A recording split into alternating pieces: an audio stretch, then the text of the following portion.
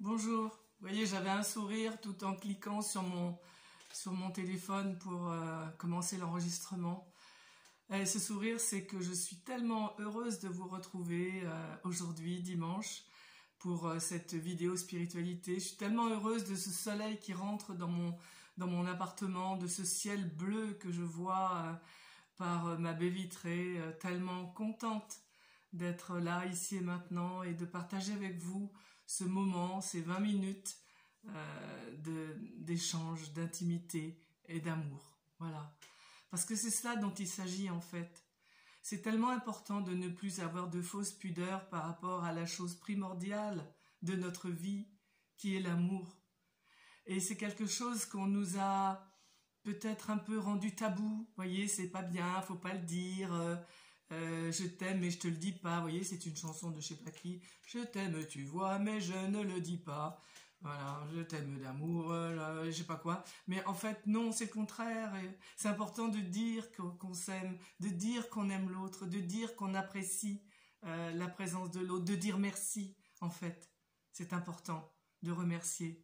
Mais de le sentir vraiment, que ce soit pas un merci du bout des lèvres, un merci totalement poli. Il ne s'agit plus d'être poli, non.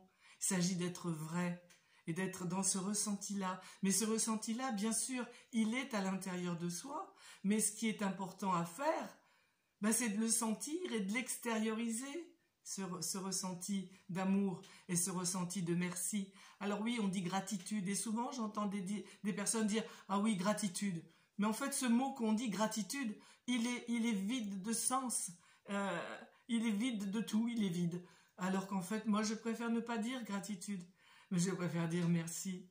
Et recevoir avec ce merci-là, j'engrange en moi, je mets à l'intérieur de moi toute cette énergie qui vient du mot merci. C'était pas du tout le propos, mais c'est bien. En fait, ce que j'avais envie de partager aujourd'hui, c'est une phrase qui m'est venue. Pour honorer la vie, honore-toi. Pour honorer la vie, honorez-vous.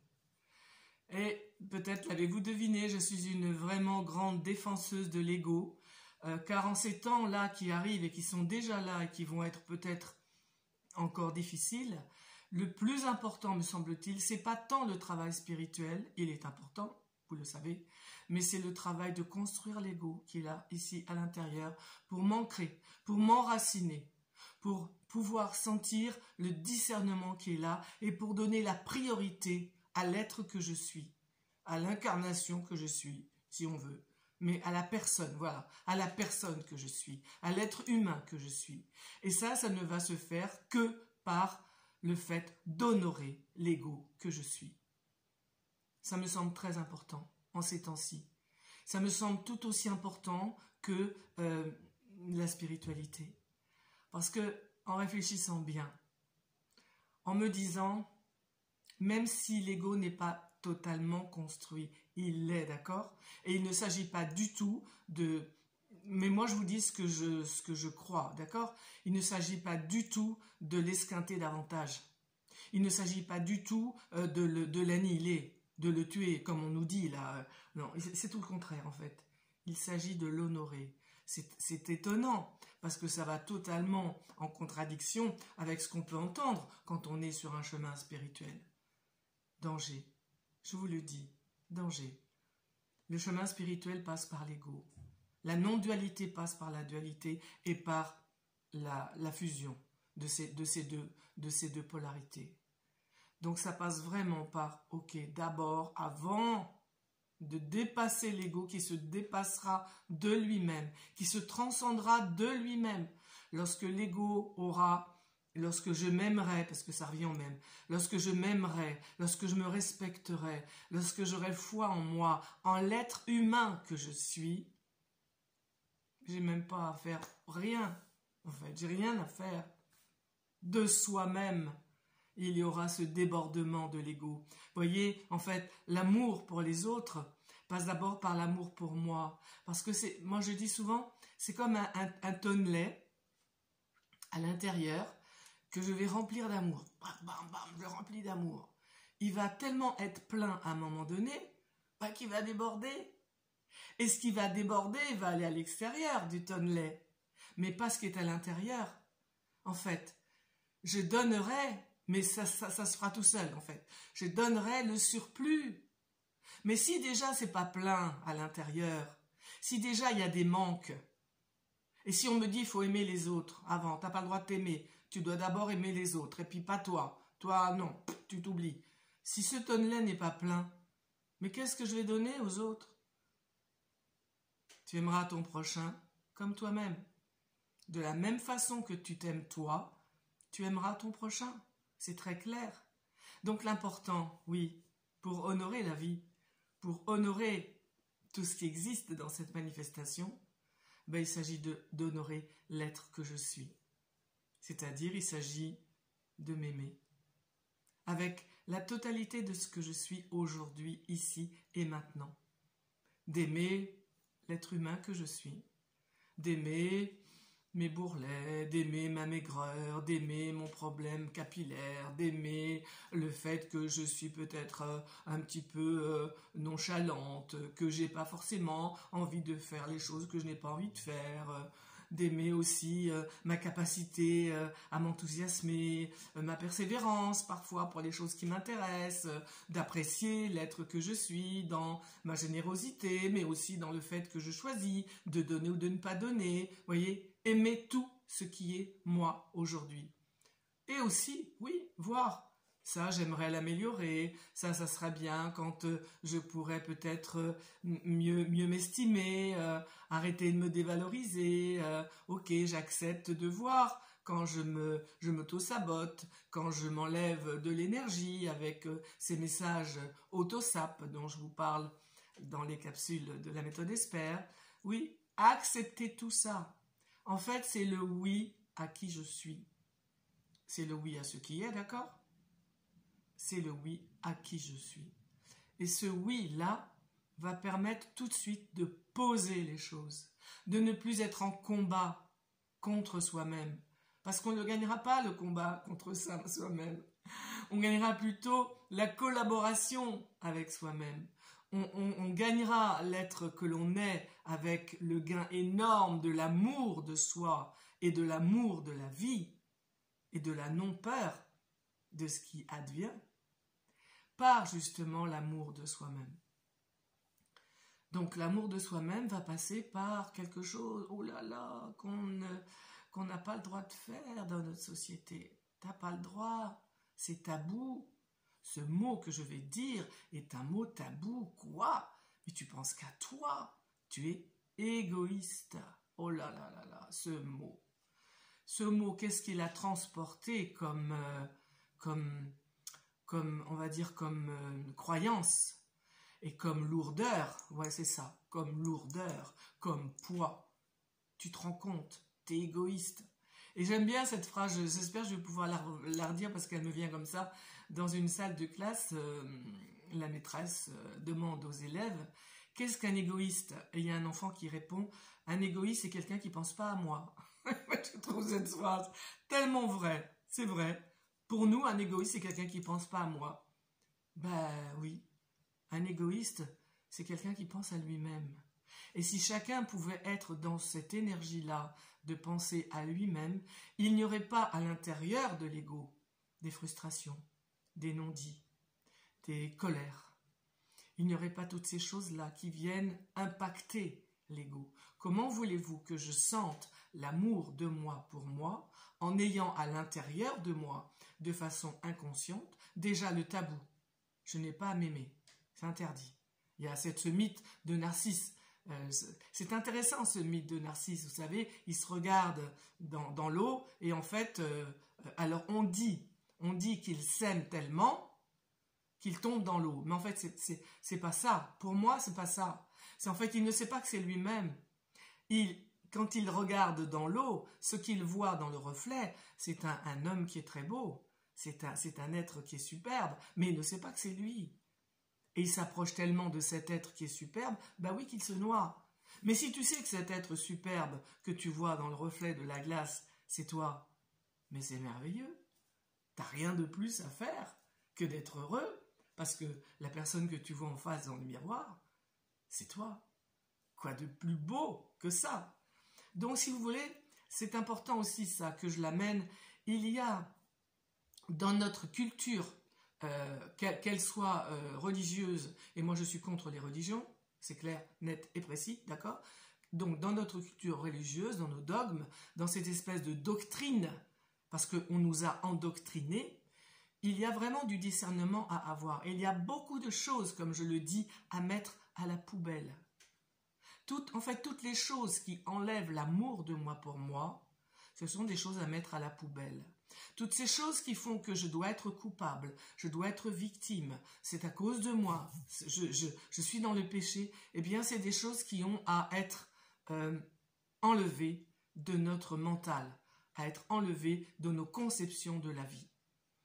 C'est toutes ces choses-là, en fait, qui nous alourdissent et qui empêchent simplement cet élan, on va dire, naturel d'amour pour moi. Regardez un bébé dans son berceau, quand il commence à avoir la vision de qui il est.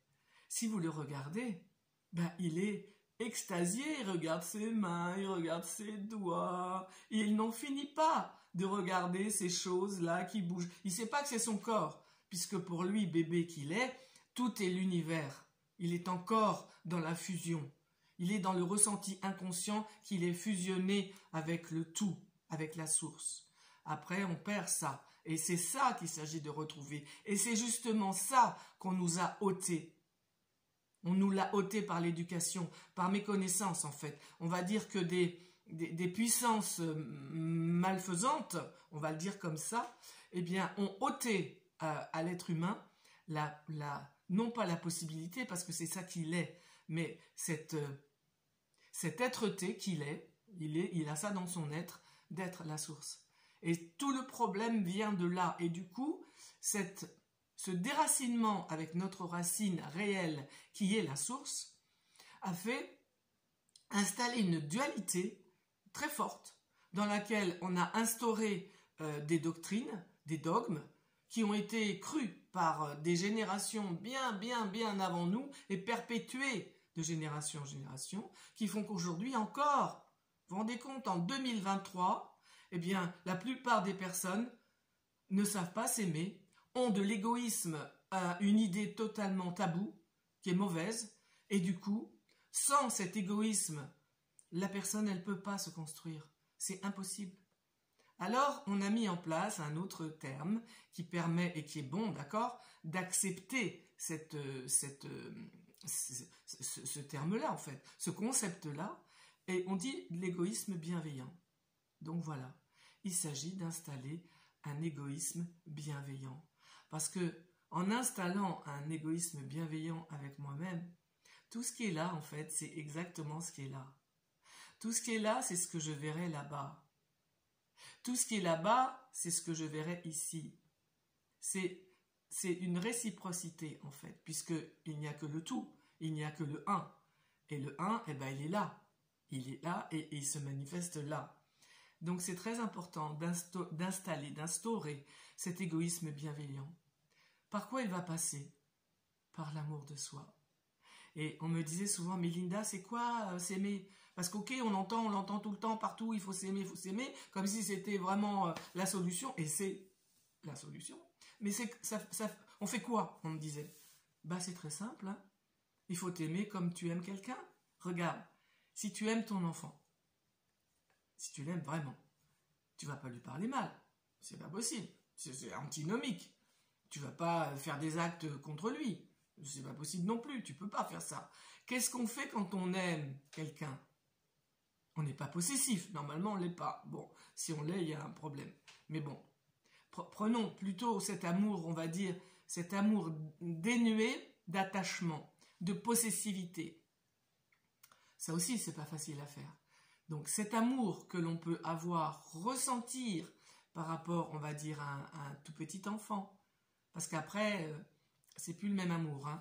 Après, quand l'enfant commence à marcher, c'est plus un amour, c'est un amour de troc, un amour de chantage, un amour de projection. Je veux qu'il fasse du piano parce que moi, j'en ai pas fait. Vous voyez, c'est un amour complètement dévié, on va dire, dévié. C'est normal.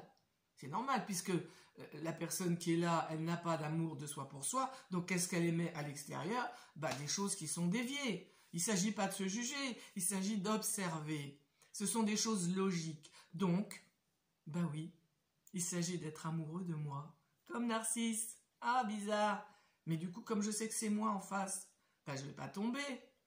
Parce qu'en fait, si vous voulez, de fait, c'est-à-dire, c'est comme ça, une facto de fait, s'aimer soi-même va aboutir à ne pas être égoïste, à ne pas être égotique, à ne pas être égocentrique. Très souvent, dans mes conversations avec les personnes, j'entends, pas forcément moi qui parle, ou moi qui parle, peu importe, mais par exemple, une personne va parler d'elle, va dire par exemple, moi cette année, j'aimerais bien, je vous dis n'importe quoi, j'aimerais bien partir dans les Alpes, je ne connais pas les Alpes et ça me tente. L'autre personne en face, au lieu d'être dans une écoute et dans un accueil et d'être centré sur la personne qui parle et peut-être de lui dire « Ah ouais, t'aimes bien, qu'est-ce qui te plaît là-bas ?»« Ah ouais, ce qui me plaît, tu vois, c'est les neiges. Oh, c'est aussi, j'aime bien l'été aussi, tu sais, quand il y a des fleurs. Ah ouais, et alors t'aimerais bien aller là-bas par rapport à quoi ?»« Parce que, tu vois, ça me rappellerait, quand j'étais petite, j'avais tellement envie d'y aller, puis maintenant, je vais le réaliser. » Vous voyez, être centré sur la personne. La plupart du temps, ce que moi j'entends quand ça se passe comme ça, c'est la personne qui va dire « Oh moi, cette année... j'envisage d'aller dans les Alpes, je suis vachement contente. Ah oui, j'y étais moi l'année dernière, tu sais, c'est vrai que c'est bien les Alpes. Moi j'ai été avec mon père, avec ma mère, et badadi et badada. Et la personne qui commence à parler d'elle, de l'ego qui est là, paf, elle est bloquée, elle parle plus. Alors en fait ça va être une conversation qui n'est pas une communication, Ce sont des monologues en fait, ce sont pas des dialogues. Un dialogue on est deux, il y en a un qui parle, l'autre qui écoute, l'autre qui parle, c'est un échange dans l'écharpe relationnelle. Et donc là, on va se rendre compte que finalement, au niveau de l'ego n'est pas nourri, l'ego n'est pas accueilli, voyez. Et ce sont des choses comme ça qui nous montrent que la personne, c'est malgré elle, d'accord, on ne sait pas tout ça. Elle a un ego très présent. Moi, je veux te dire que moi aussi, l'année dernière, j'étais dans les Alpes et que c'était vachement bien avec mon père, avec ma mère. J'ai besoin de te le dire pour que tu l'entendes. Ouais, alors peut-être que la personne en face, si elle a un peu construit l'amour d'elle-même pour elle-même, elle n'est pas dans le besoin fort que son ego soit accueilli, puisqu'elle l'accueille elle-même. Elle fait elle-même cet accueil et cet amour pour elle-même. Donc, sans doute, dans le calme, elle va pouvoir accueillir l'autre ego là-bas et elle va accueillir la personne qui va parler d'elle pendant longtemps. Qui va même peut-être jamais lui dire « Ah oui, au fait, j'ai parlé de moi et toi, alors parle-moi un petit peu de ton envie de voyager là-bas. » Vous voyez, ça c'est une communication. Et en fait, on va se rendre compte que des communications, c'est-à-dire des mises en commun avec une alternance de qui parle, de l'écoute de l'autre. Très souvent aussi, je vois des personnes, même ça m'arrive à moi, quand je parle avec quelqu'un, je vois qu'il n'y a pas d'écoute, il n'y a pas d'accueil. Je vois dans les yeux de la personne, je vois dans le visage, dans la posture, je vois que la personne n'a qu'une envie, c'est de parler d'elle. Donc en fait, elle n'est pas dans l'accueil total. L'écoute-accueil, c'est quelque chose qui n'est pas fréquent dans nos sociétés. Mais, encore une fois, soit on a envie de l'apprendre, cette écoute-accueil, et ça va commencer par m'écouter moi, m'accueillir moi, ce que j'ai dit au début de la vidéo. Soit on va petit à petit amener cet amour de soi pour soi qui va faire que d'être écouté de l'autre, d'être accueilli par l'autre, même d'être aimé par l'autre.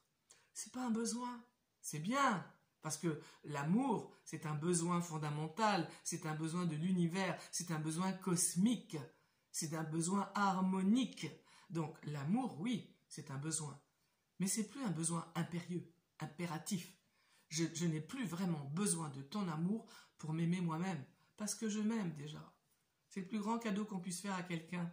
Tu vois, aujourd'hui, j'ai plus besoin de ton amour. J'en ai envie, il est bon, il me nourrit. C'est tellement bon de sentir que tu m'aimes. Mais c'est plus un besoin. Et du coup, je te rends libre de m'aimer, d'être qui tu es, parce que moi je suis libre aussi, parce que je m'aime. Je suis calme avec moi-même. J'ai acquis avec cet amour de moi pour moi, cette indépendance. Et je suis interdépendant avec toi. Vous voyez, nous on dit qu'il ne faut plus que je sois dépendant. Non, pourquoi? Mais on est tous interdépendants. Regardez, moi je suis interdépendante avec le soleil, la pluie. Oui, quand il pleut, je prends un parapluie.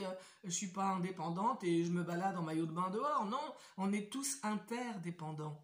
Cette interdépendance, lorsqu'elle est dénuée de tout ce qui est parasitage, eh bien, elle est bonne, elle est belle. Voilà. Eh bien, écoutez, je suis très heureuse d'avoir dit tout ça. Ça me plaît bien. J'espère que ça vous plaira aussi. Et donc cet amour de soi pour soi, oui, c'est important de l'installer avec des pensées, avec des conscientisations. Ben oui, moi je m'aime. Et se le dire, c'est la conscientisation qui va amener toute la présence de l'être à qui il est et toute aussi la présence du divin qu'il est. Voilà, ben je vais accueillir encore plus le soleil qui rentre dans mon appartement et je vous l'offre à travers cette vidéo. Merci de m'avoir écouté et puis très belle journée et à très bientôt. Au revoir.